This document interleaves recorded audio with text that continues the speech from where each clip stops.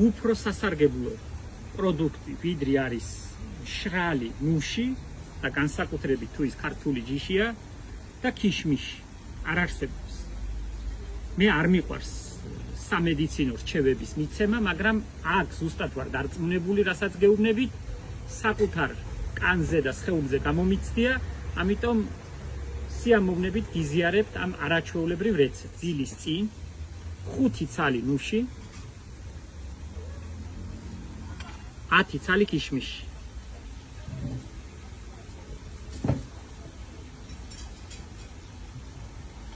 ჩაყარეთ ჩვეულებრივად ჭიქაში და ასხით გადადუღებული წყალი, გაციებული გადადუღებული წყალი.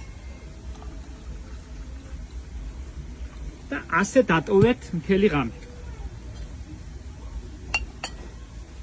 მთელი ღამე შეინახავთ, დილას პირველი რასაც გააკეთებთ, თვალს გაახელთ თუ არა, მოურევთ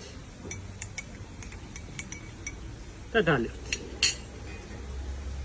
თელს სხეულს შეავსებს ენერგიით, არაჩვეულებრივი საშუალებაა კუჭნაწლავისთვის, თქვენი დღე იქნება ხალისიანი, ენერგიული და შევსებული.